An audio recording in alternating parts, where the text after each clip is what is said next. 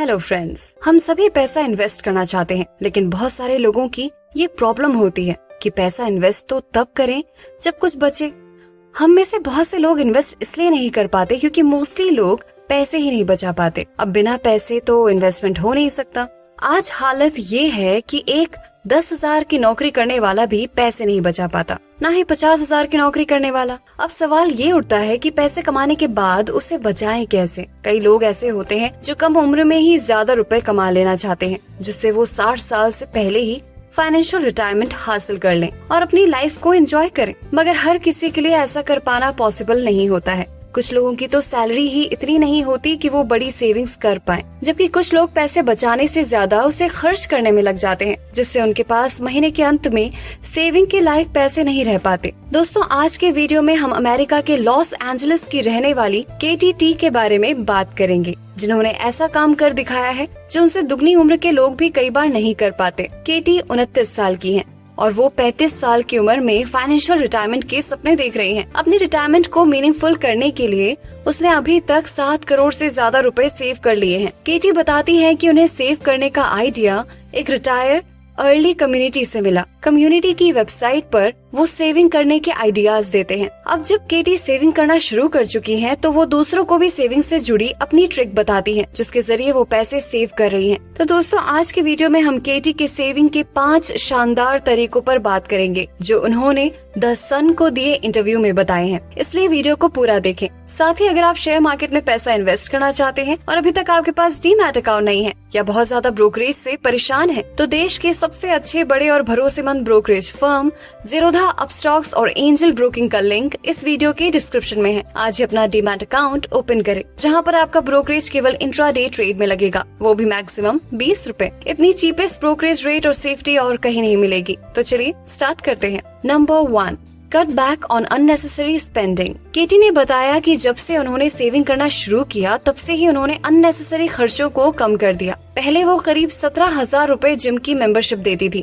महंगे सैलून से बाल और आईब्रोज सेट करवाने के 44,000 रुपए के करीब देती थी। मगर अब उन्होंने इन सब खर्चों में कटौती की है। कई बार तो वो नो स्पेंड ईयर का रूल फॉलो करती हैं। इसके तहत वो एक साल में सिर्फ जरूरी चीजों के लिए ही खर्च करती हैं। उसके अलावा लग्जरी से जुड़ी किसी चीज पर खर्च नहीं करती हैं। दोस्तों, ज्यादातर लोग अक्सर इच्छा जगने पर बिना सोचे समझे जाते हैं और कर्ज पर कार या लग्जरी की कोई और चीज खरीद लाते हैं। हो सकता है कि वो जिंदगी से ऊब चुके हों या उन्हें सिर्फ एक नए खिलौने की जरूरत हो। कर्ज पर लग्जरी चीजें खरीदने से देर सबेर वो आदमी उस चीज से चिढ़ने लगेगा, क्योंकि उसके कारण जो कर्ज लिया गया है वो एक भार बन जाएगा। जब एक बार आप अपने बिजनेस को बनाने, उसमें इन्वेस्ट करने का टाइम निकाल लेते हैं, तो फिर आप उसमें जादू की छड़ी घुमा सकते हैं, जो अमीरों का सबसे बड़ा सीक्रेट है। ये सीक्रेट अमीरों को भीड़ में सबसे आगे रखता है। अपने काम से काम रखने का इनाम, जो आपको उस राह पर चलने के लिए मिलता है जिस पर अमीर लोग चलते हैं। Number 2, get your money's worth at work, यानी जहाँ ज्यादा सैलरी मिले वहाँ काम करें। केटी बताती हैं कि पहले वो एक एडवर्टाइजिंग एजेंसी में ग्राफिक डिजाइनर के तौर पर काम करती थी। वहाँ उनकी सैलरी कम थी। फिर उन्होंने एक टेक कंपनी में ग्राफिक डिजाइनर की तरह काम करना शुरू कर दिया। यहाँ उनकी सैलरी भी बढ़ गई। अगर आप जो कर रहे हैं उससे आप थक गए हैं या आप अपनी जरूरत के अनुसार नहीं कमा रहे हैं, तो आपको अपने पैसे बनाने के फॉर्मूले को बदल लेना चाहिए। हमें हमेशा एक ज्यादा तेज फॉर्मूले की खोज करते रहना चाहिए। एक और बात, आज की तेजी से बदल रही दुनिया में आप कितना जानते हैं ये ज्यादा इम्पोर्टेंट नहीं रह गया है, क्योंकि आज आप जितना जानते हैं वो पुराना हो चुका है। इम्पोर्टेंट ये है कि आप कितनी तेजी से सीखते हैं। ये आर्ट प्राइसलेस है। ज्यादा तेज फॉर्मूला ढूंढने में ये बहुत काम आता है। पैसे के लिए कड़ी मेहनत करना एक पुराना फॉर्मूला है, जो गुफा मानव के जमाने में पैदा हुआ है। अब तो कुछ ऐसा करो कि पैसा आपके लिए काम करे। Number 3, invest where you can. Katie ने जब सेविंग की शुरुआत की, तब उनके खाते में पहले से ही 22 लाख रुपए थे। इसके बाद उन्होंने सेविंग करना शुरू कर दिया। अब वो रिटायरमेंट अकाउंट, इंडेक्स फंड और हेल्थ सेविंग अकाउंट में पैसे इन्वेस्ट करती हैं। ज्यादातर लोग जिंदगी भर ये नहीं समझ पाते कि असल बात ये नहीं है कि आप कितना पैसा कमा पाते हैं, बल्कि ये है कि आप कितना पैसा रख पाते हैं। हमने लॉटरी जीतने वाले उन गरीब लोगों की कहानियाँ सुनी है, जो अचानक अमीर बन जाते हैं, पर कुछ समय बाद वो फिर से गरीब हो जाते हैं। ये लोग लाखों करोड़ों जीतते हैं, फिर भी वो लौटकर वहीं आ जाते हैं जहां से उन्होंने शुरू किया था। आपने कई खिलाड़ियों और फिल्म स्टारों की कहानी सुनी होगी, जो अपनी जवानी के दिनों में करोड़पति रहे होंगे, लेकिन बुढ़ापे के दिनों में भीख मांगने के लिए मजबूर हैं। ये इम्पोर्टेंट नहीं कि आपने कितना पैसा कमाया है, बल्कि इम्पोर्टेंट ये है कि आपने कितना पैसा रखा है और आपने कितनी पीढ़ियों तक उस पैसे को सहेजा। Number 4, cut down on rent where you can. Corona के कारण केटी अपने माता पिता के घर पर रहने के लिए आ गई। तब से वो उनके साथ ही रह रही है। इस वजह से केटी को रेंट नहीं देना पड़ रहा है। ज्यादातर लोग ये नहीं बता पाते कि उनकी पैसे की तंगी का कारण क्या है।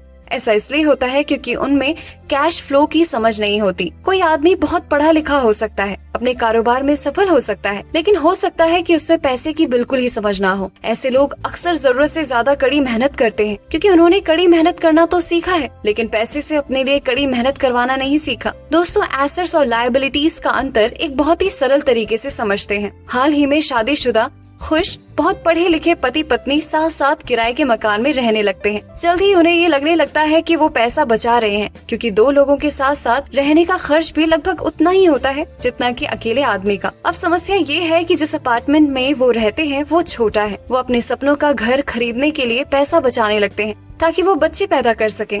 अब उनके पास 2 सैलरी होती है और वो अपने करियर पर ज्यादा ध्यान देने लगते हैं। उनकी आमदनी बढ़ने लगती है। उनकी आमदनी बढ़ने के कारण वो फैसला करते हैं कि अब वो किराए के मकान में नहीं रहेंगे, बल्कि अपने सपनों का घर खरीद लेंगे। जब वो अपने घर में पहुंच जाते हैं तो उन पर एक नया टैक्स का बोझ आ जाता है, जिसे प्रॉपर्टी टैक्स कहते हैं। फिर वो लोग एक नई कार खरीदते हैं, नया फर्नीचर और नया सामान खरीदते हैं ताकि उनका घर आलीशान लगे। अब यहाँ पर ये सब चीजें वो एसेट समझकर खरीद रहे हैं, लेकिन ये एसेट्स नहीं, लायबिलिटीज हैं, क्योंकि यहाँ उनकी जेब में पैसा आ नहीं रहा, जा रहा है। अचानक वो अपने सपने से जागते हैं और देखते हैं कि उनके लायबिलिटीज का कॉलम बढ़ गया है और वो कर्ज में है और उन्हें बहुत सा होम लोन और क्रेडिट कार्ड का लोन चुकाना है। और वो चूहा दौड़ में फंस चुके हैं।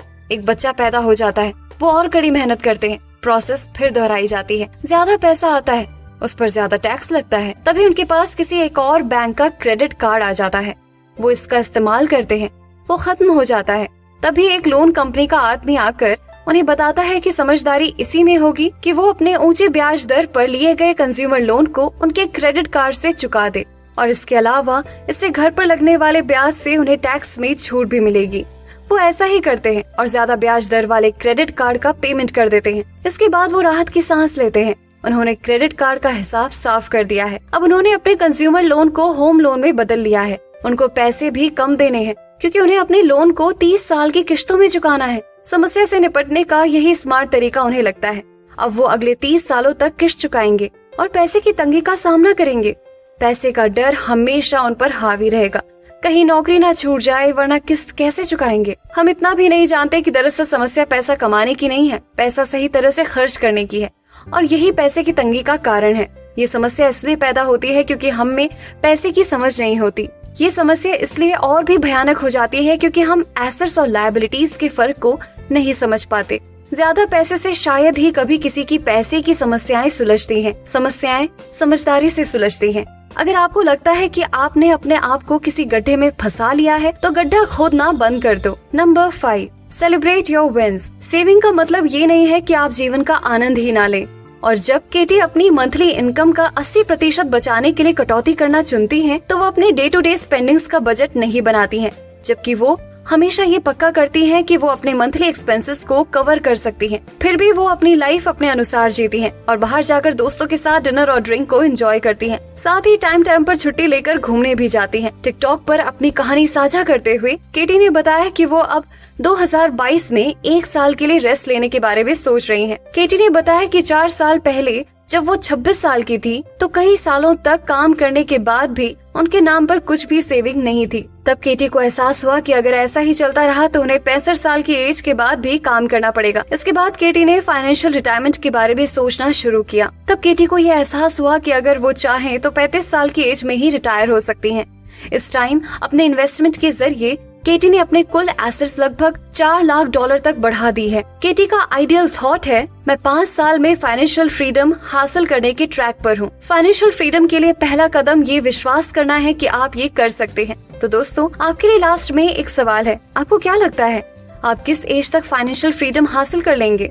मुझे कमेंट करके जरूर बताएं। साथ ही वीडियो पसंद आया तो लाइक का बटन जरूर दबा दें और हमसे जुड़ने के लिए एफर्टलेस जीके को इंस्टाग्राम पर फॉलो जरूर करें और ऐसे ही काम की बातों के लिए चैनल को सब्सक्राइब करें। साथ ही साथ डिस्क्रिप्शन में दिए लिंक से जीरोधा या अपस्टॉक से अपना डीमैट अकाउंट ओपन करना ना भूलें।